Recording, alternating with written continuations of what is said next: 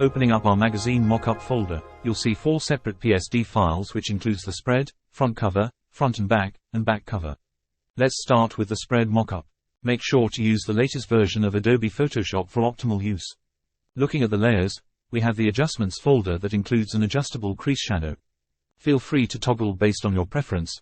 In our case we will leave it at 30% opacity. Now taking a look at the left page, let's double-click the smart object.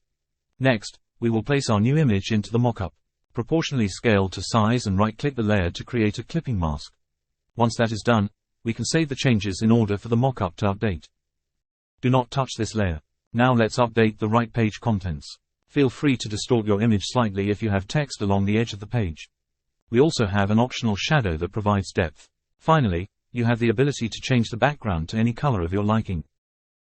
Bonus tip: if you are looking to adjust the texture of individual pages, right-click on the page and select Blending Options. From here you will be able to move the white arrows slightly to change the feel of the page. In the case that the arrows attach to themselves, you can separate them by clicking them while holding Option/Alt.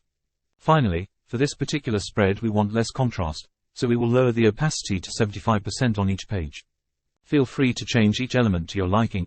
We understand that every image is different in nature, so don't feel compelled to follow our exact adjustments. As for the rest of the PSD files, they function with the same mechanics as this one shown. We have endless appreciation for everyone who invests in our design assets. If you need any assistance, please email us at resample3@gmail.com.